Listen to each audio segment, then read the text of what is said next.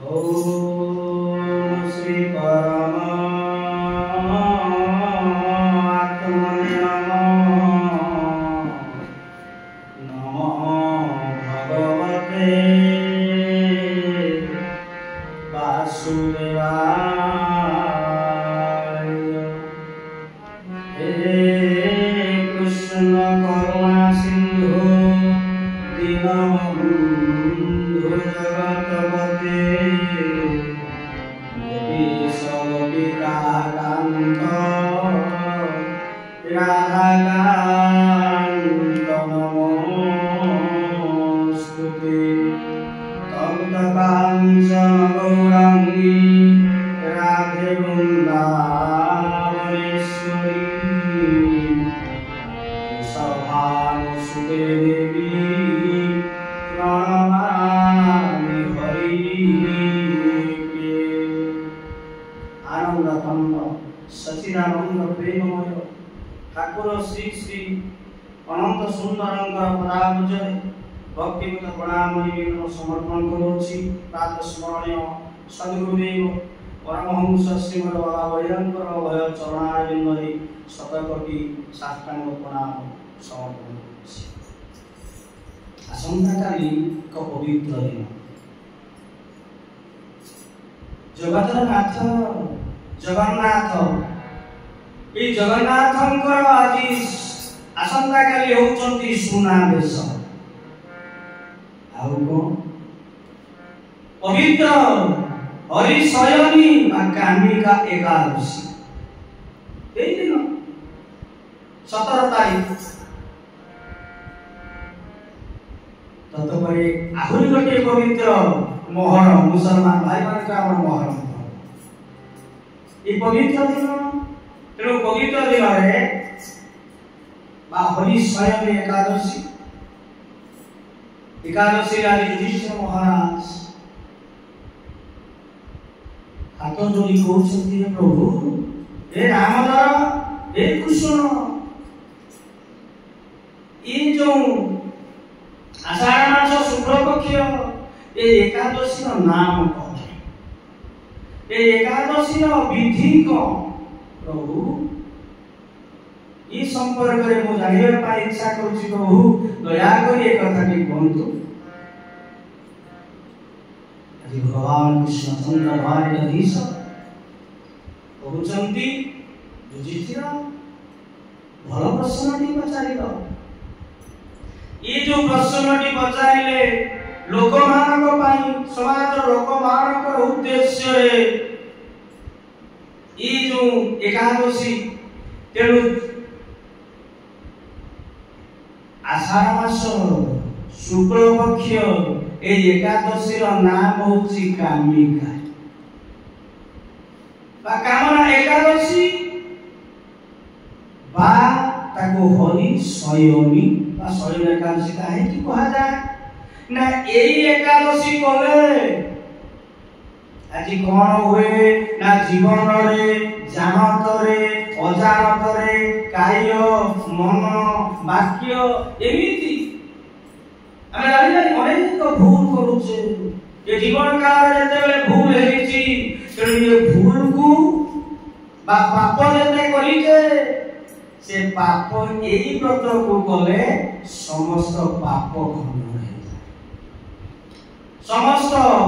दुख जो हरण हेता। तत्परे कहउचंती या ठारू आ बड़ एकादशी नाही ए जो बड़ एकादशी एई एकादशी समस्त पाप खंड हो जाय। उनी कहउचंती प्रभु हे बाला युधिष्ठिर जे एई व्रत को जे पालन करंती विष्णु को पूजा करंती कृष्ण को पूजा करंती सी माने होउचंती प्रकृत वैष्णव।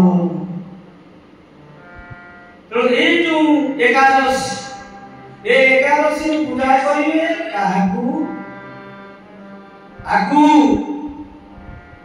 ना बामन भगवान आज बामन भगवान को मोर जो अवतार अछि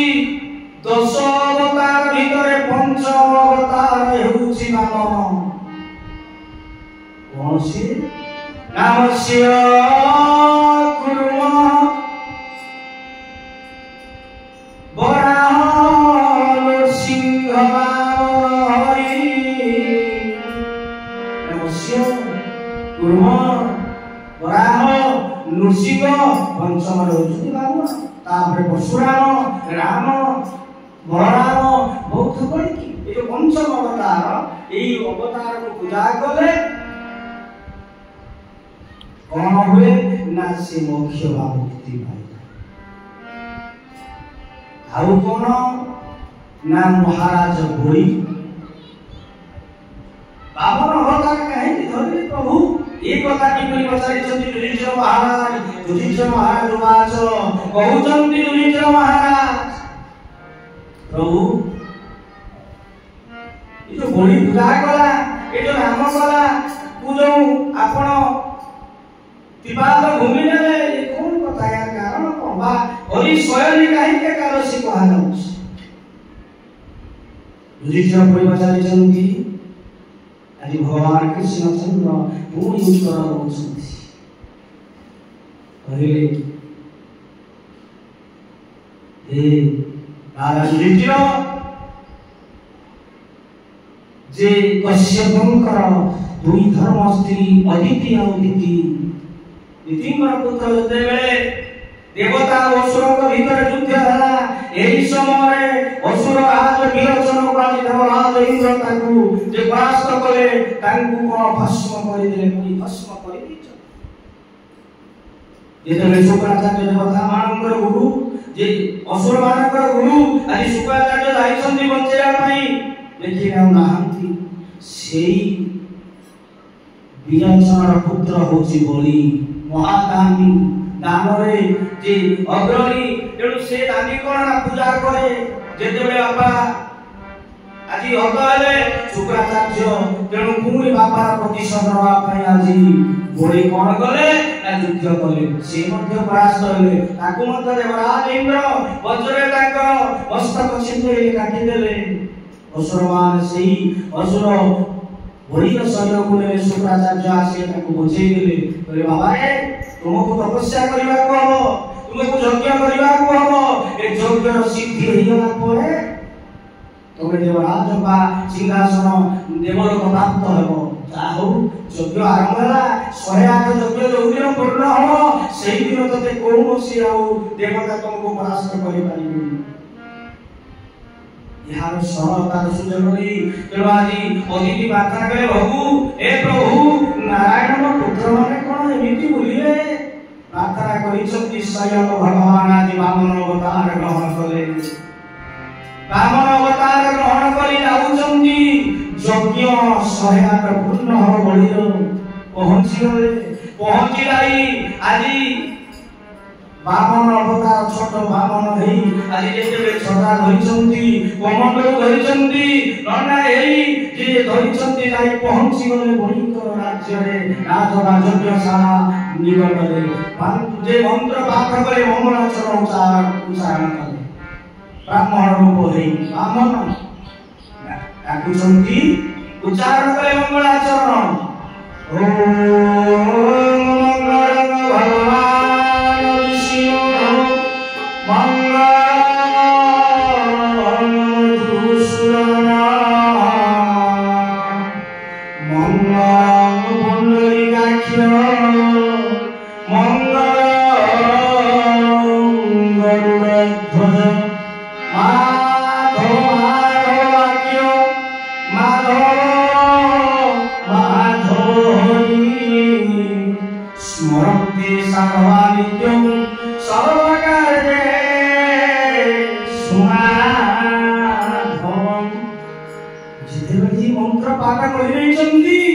আজি বলিল যজ্ঞ সারাজি অসুর রাজর তার পুরাজি প্রকম্পিত হই উঠুছি এই বেদধ্বনি মন্ত্র বাজি কিরি উঠুছি দেহ আজি চলি উঠুছি আনন্দরে এক পবিত্র ব্রাহ্মণ আজি মোর যজ্ঞর সার্থক হেইতিব পুণ্যাহুতি যজ্ঞ দেবী এই যে ব্রাহ্মণ আসিছন্তি তাଙ୍କୁ দান দেই মোর প্রকৃতরে ওই বিজয় যাত্রা আজি সফল লাভ করি আজি ଆନନ୍ଦିତ ହେଇଗଲେ ବଳି ଯାଉ ଆଜି ପ୍ରତ୍ୟେକ ଏହି ଯଜ୍ଞରେ ଯୋଉ ବ୍ରାହ୍ମଣ ଆସିଛି ଦାନ ଦେଇ କୃତାର୍ଥ ହେଇଛି ଗଲେ ଦ୍ୱାରକୁ ଗଲେ ଦେଖିଦେଲେ ବାମନ ଭଗବାନ ଛୋଟ ମୂର୍ତ୍ତିଟିଏ ଧରିଛନ୍ତି ଯେ ବାମ ହାତରେ ସେ ଧରିଛନ୍ତି ଆଜି ଛତା ଧରିଛନ୍ତି ଡାହାଣ ହାତରେ କମଣ୍ଡଳ ଧରିଛନ୍ତି ଚିତା ମାରିଛନ୍ତି ପରିବାଟିଏ ପଡ଼ିଛି ଦେଖିଲି ଅପୂର୍ବ ରୂପ ମନକୁ ସେ ମୋହିନେଲେ ଯେତେବେଳେ ମନକୁ ମୋହି ଦେଉଛନ୍ତି ଏହି ସମୟରେ କହୁଛନ୍ତି ବୋଲି ମୋର ଆଜି କୃତାର୍ଥ ହେଇଗଲା ନା ହେ ବଳି हे महाराज ମୁଁ ଆସିଛି ଦାନ ପାଇଁ ଏ ଯଜ୍ଞ ଆପଣ କରୁଛନ୍ତି ଏ ଯଜ୍ଞରେ ମୋତେ ଦାନ ଦେଲେ ମୁଁ ଫେରିଯିବି ନା ଦାନ ମାଗନ୍ତୁ ତାଙ୍କୁ ବଡ଼ ଧୋଇଦେବେ ଯେ ଭାବରେ ପ୍ରେମରେ ତାକୁ ଅତିଥି ହିସାବରେ ଅତିଥି ନାରାୟଣ ହିସାବରେ ଠିକ ଭାବରେ ସବୁ କର୍ମ କରିସାରିଲା ପରେ ମାଗିଲେ ମୋତେ ଆଜ୍ଞା ମାଗନ୍ତୁ ଯାହା ମାଗିଲେ ତ୍ରିଭୁବନ ସ୍ୱର୍ଗ ମର୍ତ୍ତ୍ୟ ପାତାଳ ଯାହା ମାଗିଲେ ମୁଁ ଦେବି ମୋର ଜୀବନକୁ ଚାହିଁଲେ ମଧ୍ୟ ମୁଁ ଆଜି ପ୍ରସ୍ତୁତ ଅଛି ଦେବା ପାଇଁ ମନେ ମନେ ହସୁଛନ୍ତି ପ୍ରଭୁ ଯେ ଆମର ଭଗବାନ ହସୁଛନ୍ତି କହିଲେ ମୋର କିଛି ଦରକାର ନାହିଁ ବାବା ଏ ମହାରାଜ ଏ ସଂସାରରେ ମାୟାରେ ମୁଁ ପଡ଼ିବାକୁ ଚାହେଁ ନା ଏ ଧନ ଅର୍ଥ ଜମି ବାଡ଼ି ବା ତ୍ରିଭୁବନ କଣ ହବ ମୁଁ ବ୍ରାହ୍ମଣ ଲୋକ ପୂଜା କରିବା ମୋର ସ୍ୱଧର୍ମ ଏ ମାୟାରେ ମୁଁ ପଡ଼ିବା ପାଇଁ ଚାହୁଁନି ঠিক আছে ଆପଣ କହନ୍ତୁ କଣ ମୋର କହିଲେ ମୋର ଯୋଉ ବାମନ ମୋ ଛୋଟ ପାଦର ମୁଁ 3 ପାଦ ଭୂମି ମାଗୁଛି ମୁଁ ଆଉ କିଛି ମାଗୁନି ହସିଲେ ବୋଲି ହସିଲେ ତୁମେ ଛୋଟ ଛୁଆ ଭଳିଆ କଥା କହୁଛ ଏ 3 ପାଦ କଣ ଭୂମି ନବ ମୁଁ ମାଗର ସ୍ୱର୍ଗକୁ ନେଇଦେବି ପାତାଳକୁ ନେଇଦେବି ବା ମଣ୍ଡଳକୁ ମୁଁ ନେଇଦେବି ଏ 3 ପାଦ ନେଇଗଲି କଣ ହବ ଆମର ସେତିକି ସନ୍ତୁଷ୍ଟ ଯାଅ କଥା ବଢୁଛି ତେଣୁ ଏପଟେ କଣ କଲେ କହିଲେ ଠିକ ଅଛି ମତେ ଦାନ କହିଲେ ସେମିତି ଦାନ ଦିଆଯାଏ ଦାନ ଦେବା ବେଳେ ସଂକଳ୍ପ କରିବାକୁ ହବ ତୁଳସୀ ବା ଜଳରେ ଶଙ୍ଖରେ ତୁମେ ତାହାକୁ କଣ ସଂକଳ୍ପ କରିବ ମୁଁ ସତ୍ୟ ସତ୍ୟ ସତ୍ୟ ତ୍ରିବାର ସତ୍ୟ କହୁଛି ମୁଁ ଏ ରାଜା ଭଳି ମୁଁ ପ୍ରକୃତରେ ଆପଣଙ୍କୁ ମୁଁ ଦାନ କରିବି 3 ବାର ଭୂମି ଦେବି এই কথা যেতে সংকল্প করিବାକୁ যাইଛନ୍ତି আজি বড়ি অসুরন্দ্র বাদ শুক্রাচার্য জানিলে কহিলে যে ইয়ে স্বয়ং জগ বলে জানিলে ভগবান ছড়িয়া বিষ্ণু আসিଛନ୍ତି আজি সর্বস্ব যে নষ্ট করিদেবে এ বড়ি দৌড়ি আসিলে এ বড়ি দেখে ইয়ে হউଛନ୍ତି সেই ভগবান ছড়িয়া কৃষ্ণ দেবতা ମାନଙ୍କର ପକ୍ଷରେ ଆସିଛନ୍ତି କଣ যে সর্বস্ব লোপ করিবা পাই তু দান দে না সংকল্প কর না কইলা দান দেবা মহাপুণ্য করিলে ধর্ম কেবল দাନରେ শক্তি ଆଉ ଦାନରେ ତେଣୁ ଗୁରୁଦେବ ଯେତେବେଳେ କହୁଛନ୍ତି ଏ ଶିଷ୍ୟ ମାନେ ନା କହିଲେ ମୋ ଭାଗ୍ୟ ଯଦି ବିଷ୍ଣୁ ହେଇଯିବେ ଯଦି ମୋର ସବୁ ହେଇଯିବେ ମୋ ଜୀବନ ତ ସାର୍ଥକ ହେଇଯିବ ମୋର ପୂର୍ବତ ପ୍ରହ୍ଲାଦ ସିଏ ଆଜି ଭଗବାନ ବିଷ୍ଣୁଙ୍କର ପରମ ଭକ୍ତ ଥିଲେ ତେଣୁ ମୁଁ ଯଦି ଭଗବାନଙ୍କର ସର୍ବସ୍ୱ ନେଇ ମୋତେ ଯେ ହତ୍ୟା କରିବେ ତାହା ବି ରାଜି ଗୁରୁ କଥା ମାନି ନାହାନ୍ତି ବୋଲି ଦେଲେ 3 ବାର ଯେତେବେଳେ ମାଗିଛନ୍ତି ସଂକଳ୍ପ କଲେ ଆଜି ଶୁକ୍ରାଚାର୍ଯ୍ୟ ସେ ସଂକଳ୍ପ ନିରୋଧ କଲେ ତାକୁ ମଧ୍ୟ କୁଶଧ୍ୱରା କଣ ନା ଦହନ କରି ଜଳ ବାର କଲେ କୁଶରେ ସେଇଥିପାଇଁ ଶୁକ୍ରଙ୍କର ଆଖି ଗୋଟେ ମଧ୍ୟ ନଷ୍ଟ ହେଇଯାଇଛି କୁହନ୍ତି ଏକ ଆଖି ବିଶିଷ୍ଟ ଯେ ଶୁକ୍ରାଚାର୍ଯ୍ୟ ଯାଉ ସେଇ କଣ ହେଇଛନ୍ତି ନା 3 ବାର ଯେତେବେଳେ ମାଗିଛନ୍ତି ବିରାଟ ସେ ଯୋଉ ବାମନ ମୂର୍ତ୍ତି ଥିଲେ ବିରାଟ ରୂପ ହେଇଗଲେ ପୁତଳକାୟ ଶରୀର ବିରାଟ ଗୋଟିଏ ପାଦ କରିଲେ ଗୋଟିଏ ପାଦ ସାରା ପୃଥିବୀ ନେଇଗଲା ଭୂଗୋଳଙ୍କର ଜାନୁଆ ଜଙ୍ଗଲ ନେଇଗଲା ଭୂଗୋଳ ସ୍ୱହ କହିଲେ ନେଇଗଲା ଆମର କଣ ନା ଅଣ୍ଟା ତାପରେ ଭୂଗୋଳ ସ୍ୱରେ ମହଲକ ନାଭି ଜନଲୋକ ହୃଦୟ ସତ୍ୟଲୋକ କଣ୍ଠ ମୁଖ ଏଇଭଳିଆ ବିରାଟ ଶରୀର ହେଇଗଲା ଯେତେବେଳେ ଶେଷରେ କହିଲେ ବଳି ଦେ 3 ବାର ବଳି ମାଗିଥିଲେ ସତ୍ୟ କରିଥିଲେ ପ୍ରଥମ ବାର ବଳି କରି ନେଇଯା जेता भूमि को नहीं दे बाहर पकड़ दे प्रथम खाद्य जे ने सारा ये भूर को नहीं गले द्वितीय बार बाहर कले बोले द्वितीय बार स्वर्ग लोक आउ रोइला पाताल आउ तो जागा नहीं बोलियो छेड़ा ही जंदी बोले बाबा ना आपण को द्वितीय बार नहीं नाभि उगाई द्वितीय बार बोले दे एनु पातरे तक मथा तक चापी दे पाताल वसा हो प्रभु हमें जेतेबेले पुणी युधिष्ठिर महाराज कहउछनी प्रभु पुणी को जेतेबेले युधिष्ठिर उवास युधिष्ठिर महाराज कहउछनी प्रभु जेतेबेले आपण जे पाता को चापी दे बळी कोन कला से बळी जेमिति रहिला कोन कला आ आपण जो शयन हरि शयन जो सज्जा जे रहिले केमिति आगता केमिति बुझाते भगवान कृष्णचंद्र पुणी आजी कहउछन्ति युधिष्ठिर को हे राजा जेतेबेले से मोर भक्त ना पाताल को जेतेबेले जाकिजे ताकू देली स्थान मोते से प्रार्थना कला मोते से नमस्कार कला प्रार्थना करी आकेला काकुछन्ति हाथ जोड़ी कहउछन्ति जे दया करी बंधु सुभी जाय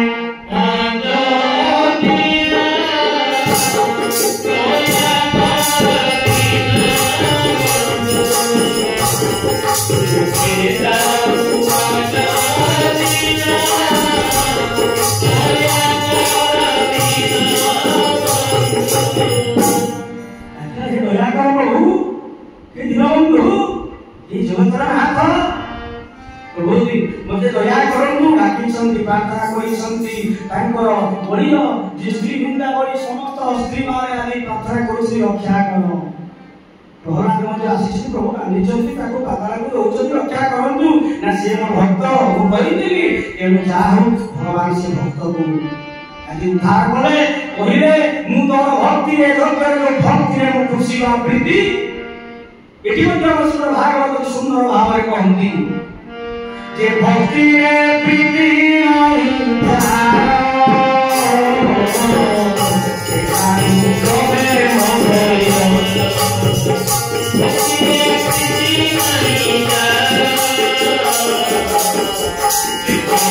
भक्ति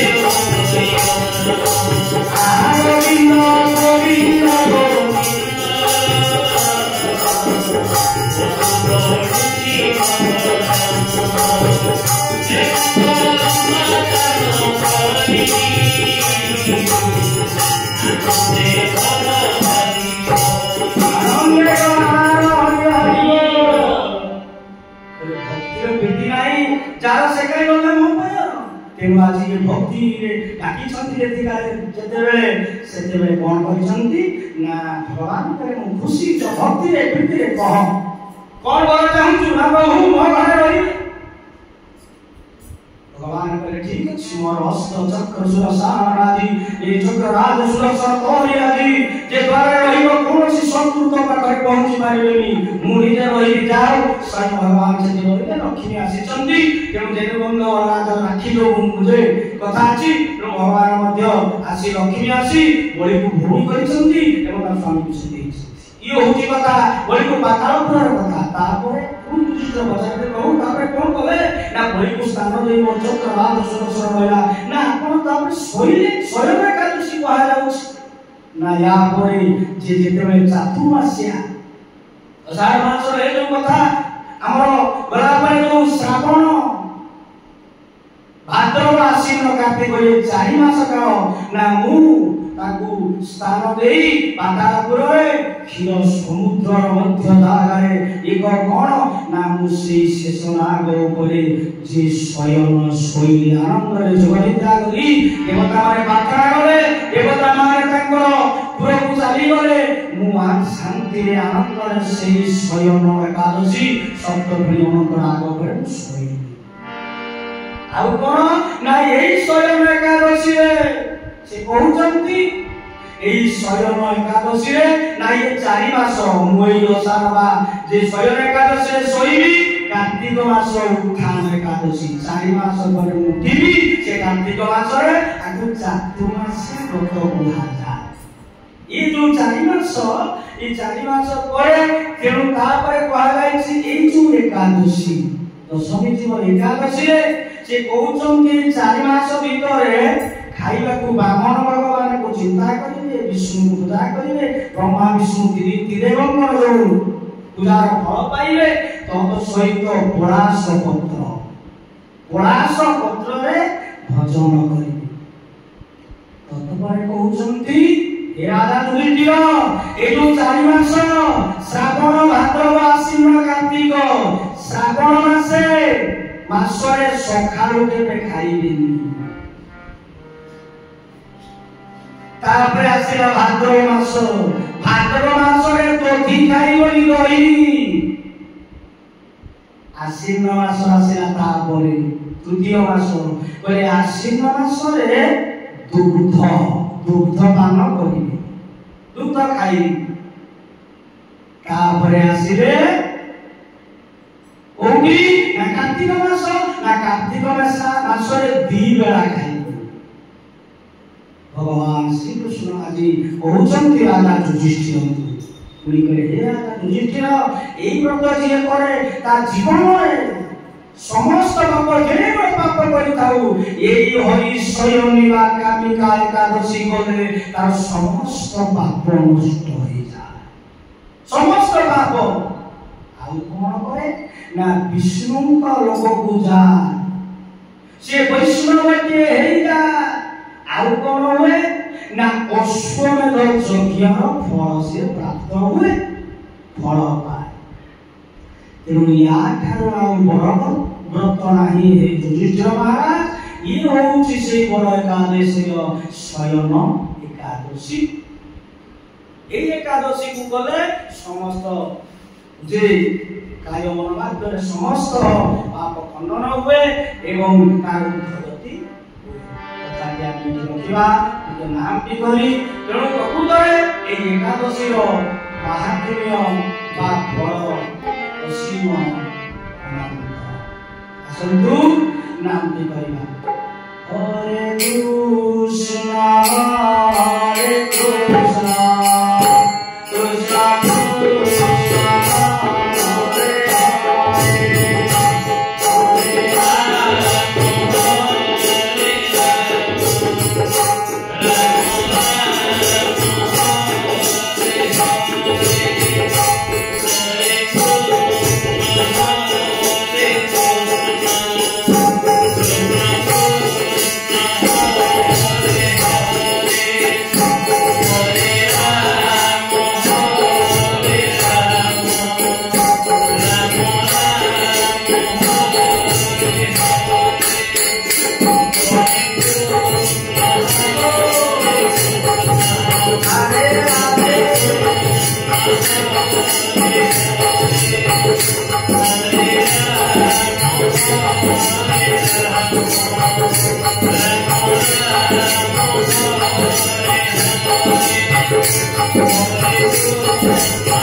Hare